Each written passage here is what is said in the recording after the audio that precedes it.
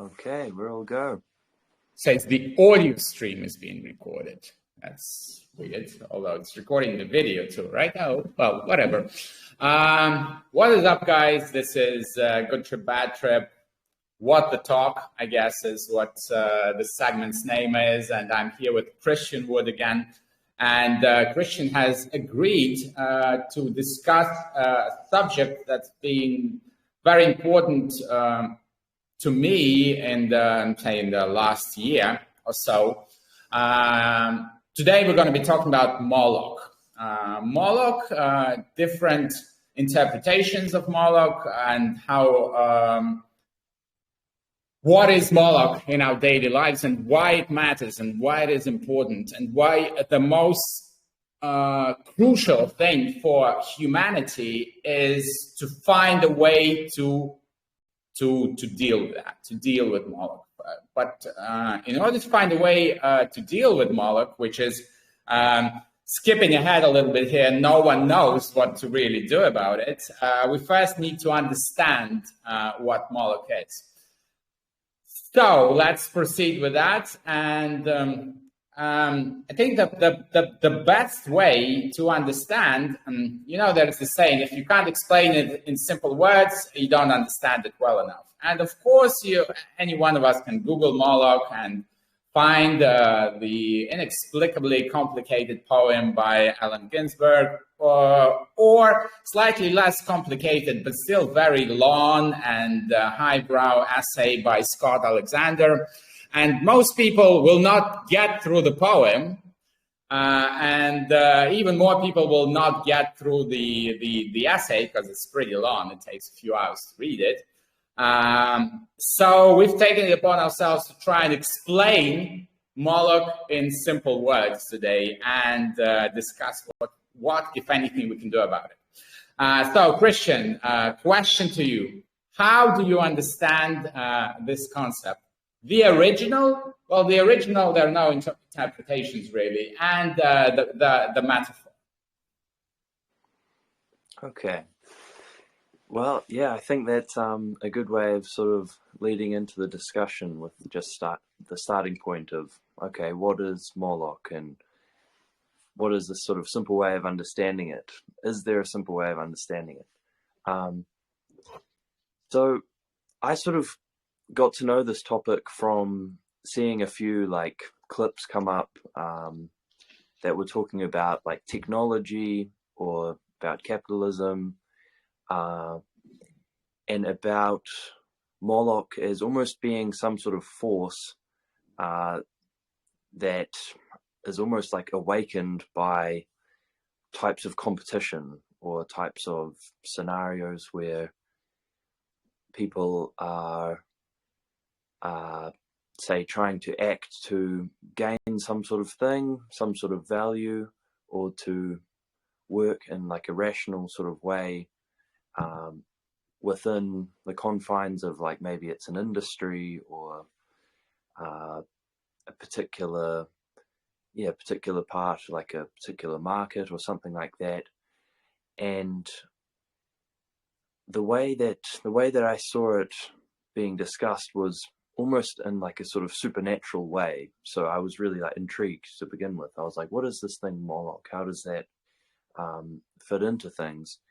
And I guess the simplest way of putting it, I would say, is that it is like a way of understanding the threat that can come about from competitive things or competitive sort of pressures that may lead parties to make actions or take actions which by themselves are meant to be rational and to make sense and maybe to contribute to good things for each one of them individually, but then the whole picture, or the whole when you take in all of the effects of those individual steps, then it leads to some sort of not just diminishing returns, or not just like their efforts become suddenly not good anymore, but it could actually lead to some sort of real like destruction. And I guess we could go into like an example of what that would be like. I guess a very like common example that you hear people talking about these days is like what they call the tragedy of the commons, which is this idea of like, if we think of the whole world as being held sort of in common between the inhabitants, humans, animals, everyone, and like the depletion of resources, for example, like obviously people are acquiring these resources for perfectly good uses and productive uses a lot of the time.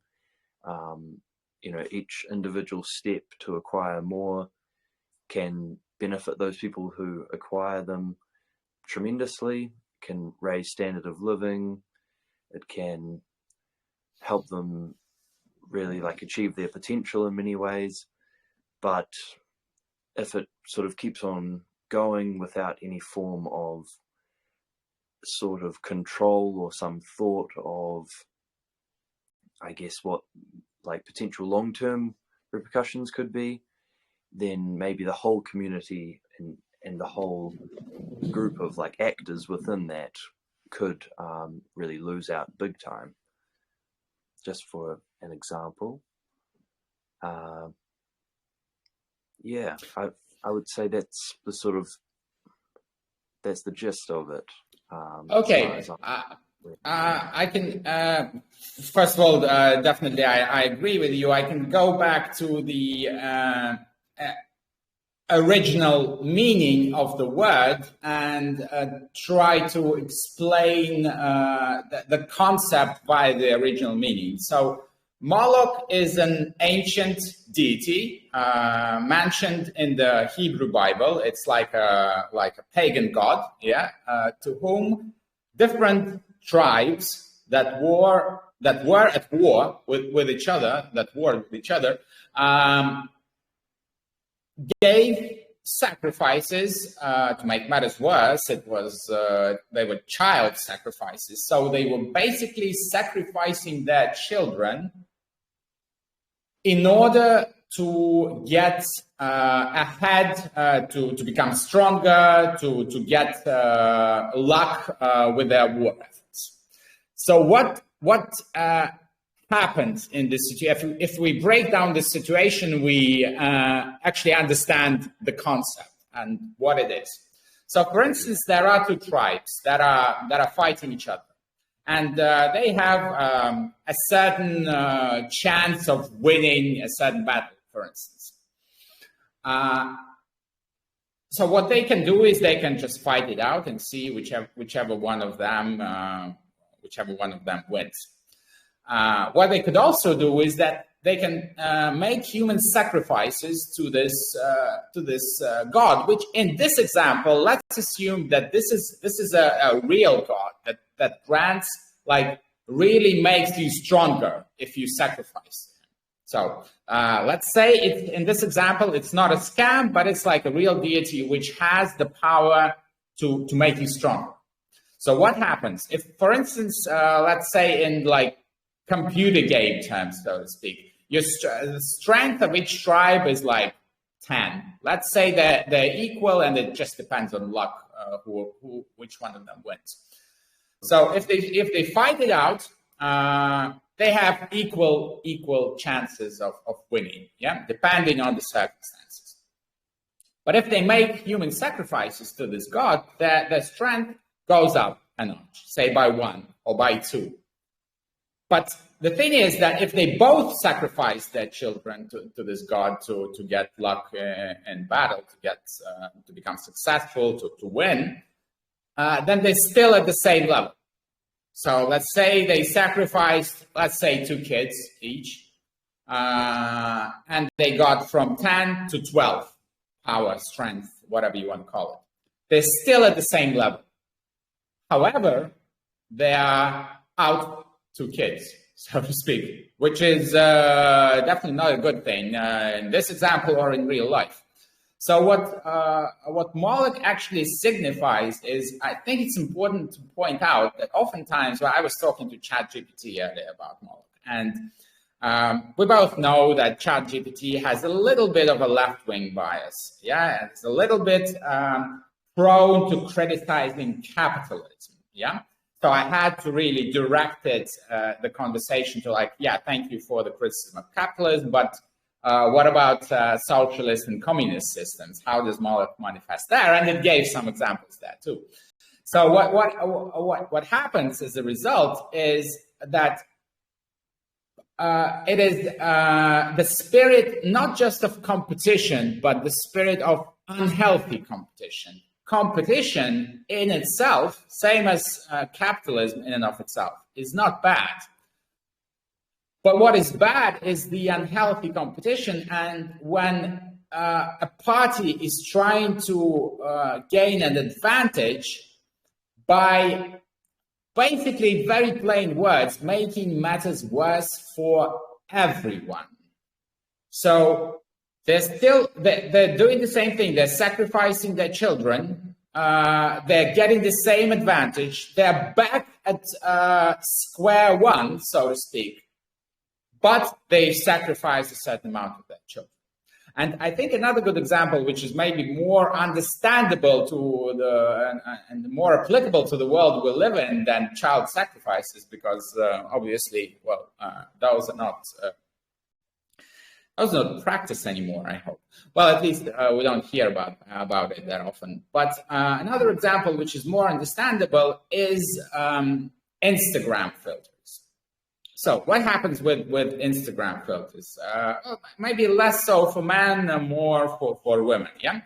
But actually for men also. Everyone likes to look good, yeah? Everyone likes to look good in their photos and videos that they share with other people. So what happens is Instagram is coming up with those filters that are making you look better. It's still you, but it's a better version of you. So everyone is incentivized to use those filters, because if you don't, and if you're like the no filter kind of person, yeah, no filter, okay, that's cool, that's no filter, but your photo looks worse without a filter than somebody else's with a filter. So everyone is incentivized to use those filters, which are becoming increasingly complicated, yeah, and which are enhancing your looks in new and better ways. So one might ask, so what's so bad about it? Yeah, you have a photo, you use a filter, and after the filter, your photo looks better. Well, what is bad about it for everyone concerned, everyone participating in this competition, so to speak, is that the end result of that is that you are not just, the end result of that is depression, basically, depression and unhappiness, because a person is not just unhappy and depressed because they have a certain unachievable standard of beauty that they're striving for. For instance, I will never be Brad Pitt, yeah? I will never be Johnny Depp. But it's not, I can live with that. I can try to be the best version of myself and just kind of forget that matters. And in the environment that I'm in, it's good enough for me to be the best version of myself. But the problem here is that I look at my photo with the Instagram filters, and then I see myself in the mirror, and I understand that I don't look as good as I do with the Instagram filter. Instagram, Snapchat, whatever, just take Instagram's taken as an example. And as a result, I'm starting to dislike myself more and more. And as a result, I'm becoming unhappy, depressed, which can lead to drug abuse, suicide, all that stuff. So we started from a situation when we were all enhancing the way we look on photos. We ended up with all of us have seen these charts by now that the levels of depression are way up in the last decade, for instance. So this is the basically the embodiment of Moloch. It's not it's important to understand that it's just a concept. It's not a specific God that's influencing our behaviors. It's just a concept, and it's present in everything from business down to nature. Because, for instance, some researchers say that, for instance, cancer cells are also an embodiment of Moloch, because what they're doing is that they're replicating and growing at the expense of the host. Because at the end of the day, they die too with the host. Yeah. So this is important to understand the origins, the deity, the God, and how it translates to modern day. That is not good, because oftentimes when I start to, have you heard of Moloch? A lot of people have heard about the Moloch from the Hebrew Bible. You know, the deity. Oh, that's just a god. It's just like fairy tales, blah blah blah. But no, I don't mean the specific God, but the concept. And the concept right now is all around us. So do you see today in modern day politics, in modern day economics, what representations of Moloch do you see? Well, I do want to say first, I think the Instagram filter example is a really great one, because it allowed us to focus in on that core component of Moloch, or the sort of principle of Moloch, or Moloch as sort of framework for understanding these sorts of games or dynamics. And I think that's a great example, because you can see that it's not just destructive for, say if we take one person who is applying the Instagram filter. So they go about this step, or they take this action with the hopes of amplifying and enhancing something that they are projecting out onto the world. And it's what they're doing is not just destructive for, or it doesn't just, maybe destructive is a little bit harsh of a word sometimes, but it's not just to the detriment of other people that they're competing with, or other people around them. To the detriment of themselves, yeah. Exactly. And so the whole sort of picture gets affected by this, and that really sheds light on the nature of the zero-sum game, which is a concept I'm sure many people are aware of. They might not have heard of the terminology, but it's essentially a game where there really is no winner, and any sort of perceived benefit or gain is quickly, I guess, counteracted by other negative things, and hence you get the zero-sum game sort of thing. So if we were to look at modern, I would say a modern manifestation of a zero-sum game, which we can explore, is this something that Moloch has something to do with, some more active role in or something? But we could always say that that wars and military conflicts in general they're almost all zero-sum games. I mean, I'm sure they all are, but if we were to look at the ethical reasons, say, for defending your country or something like that, I mean, it's not to say that isn't worth doing, or to get into the ethics of that, but war itself obviously is destructive for everyone. But I think if we explore the zero-sum game side of it more, we can also look into, maybe not quite yet, but we can look into potential confusion that people have with Moloch and with zero-sum games, which can lead to confusion around the concept.